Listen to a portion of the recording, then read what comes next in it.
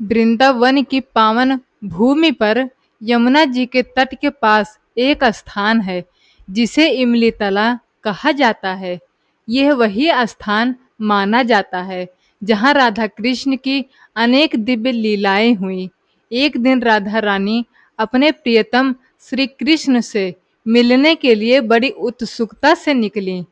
उन्होंने सुंदर वस्त्र धारण किए, पैरों में लाल महावर लगाया और मन ही मन अपने श्याम सुंदर के दर्शन की कल्पना करती हुई आगे बढ़ने लगी। रास्ते में एक विशाल इमली का वृक्ष था। उसके नीचे कई पकी हुई इमलियां गिरी हुई थी। राधा रानी का ध्यान श्री कृष्ण की ओर था, इसीलिए उनका पैर अनजाने में एक पकी हुई इमली पर पड़ गया। इमली फूट गई और उसका रस राधा रानी के चरणों पर लग गया। उनके पैरों का सुंदर महावर और श्रृंगार बिगड़ गया। यह देखकर राधा रानी कुछ क्षण के लिए रुक गईं। उन्होंने उस इमली के वृक्ष की ओर देखा और कहा, हे इमली वृक्ष, आज तुम्हारे कारण मेरा श्रृंगार बिगड़ गया, इसीलिए मैं तुम्हें श्राप देती हूँ कि आज के बाद तुम्हारे फल कभी पूर्ण रूप से पककर मीठे नहीं होंगे। कहते हैं कि राधा रानी के मुख से निकले वचन कभी असत्य नहीं होते।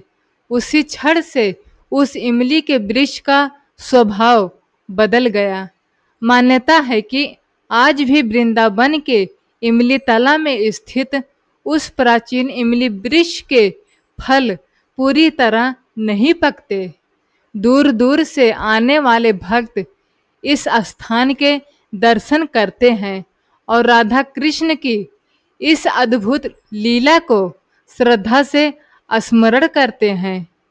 लेकिन संत महात्मा ये भी बताते हैं कि इस कथा का संदेश केवल श्राप नहीं है, यह हमें याद दिलाती है कि वृंदावन का प्रत्येक वृक्ष, प्रत्येक कड़ और प्रत्येक स्थान राधा कृष्ण की दिव्य लीलाओं से जुड़ा हुआ है। इसीलिए वहाँ की हर वस्तु श्रद्धा और सम्मान के योग्य है। राधा रानी के श्राप के बाद पूरा वृंदावन जैसे मौन हो गया। इमली का वो वृक्ष भी मानो अपने अपराध पर पश्चाताप करने लगा। उसकी पत्तियां झुक गई और वातावरण में उदासी छा गई। उसी समय श्री कृष्ण वहां पहुंचे। उन्होंने राधा रानी के मुख पर नाराजगी देखी और मुस्कुराते हुए बोले, राधे, आज तुम्हारे मन में इतनी उदासी क्यों है? राधा रानी ने सारी घटना सुना दी। श्री कृष्ण ने प्रेम से कहा, प्रिय, वृक्ष का कोई दोष नहीं था। उसने जानबूझकर तुम्हारा श्रृंगार नहीं बिगाड़ा। जो हुआ वो तो मेरी लीला का एक भाग था। फिर श्री कृष्ण उस इमली के वृक्ष के पास गए। उन्होंने उसके तने को अपने कर कमलों से स्पर्श किया। कहते हैं, भगवान के स्पर्श से वो वृक्ष धन्य हो गया और उसकी सारी पीड़ा दूर हो गई। श्री कृष्ण बोले, राधा के वचन कभी असत्य नहीं हो सकते, इसीलिए तुम्हारे फल पूरी तरह नहीं पकेंगे। लेकिन मैं तुम्हें ऐसा वरदान देता हूँ कि आने वाले युगों तक भक्त तुम्हें श्रद्धा से प्रणाम करेंगे। तुम्हारा नाम मेरी और राधा की लीलाओं के साथ अमर रहेगा। तभी से यह स्थान इमली तला के नाम से प्रसिद्ध हो गया। आज भी श्रद्धालु वहां जाकर उस दिव्य इमली वृक्ष के दर्शन करते हैं और राधा कृष्ण की प्रेममयी लीलाओं का स्मरण करते हैं। समय बीतता गया, लेकिन इमली तला की महिमा और भी बढ़ती गई। कहते हैं कि एक दिन राधा रानी किसी कारण वश श्री कृष्ण से मिलने नहीं आ सकी। उनका वियोग श्री कृष्ण के लिए असहनीय हो गया। श्याम सुंदर यमुना जी के तट पर उसी पावन इमली के वृक्ष के नीचे आकर बैठ गए। उनके मन में न बांसुरी की धुन थी, न कोई चंचलता। उनके होठों पर केवल एक ही नाम था, राधे राधे।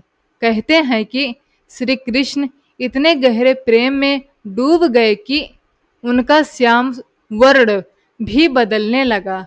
राधा रानी के प्रेम का चिंतन करते करते उनके शरीर पर सुनहरी आभा छा गई।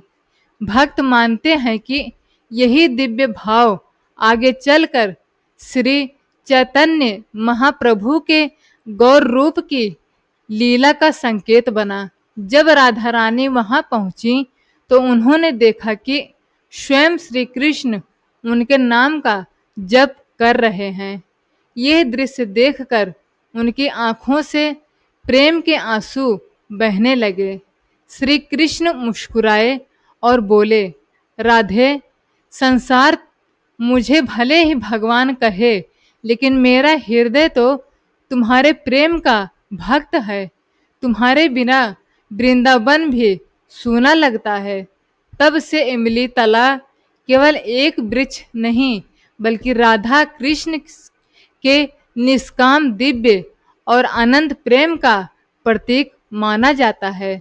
आज भी जो भक्त वहां सच्चे मन से राधे श्याम का स्मरण करते हैं, वे उस दिव्य प्रेम की अनुभूति करने का प्रयास करते हैं।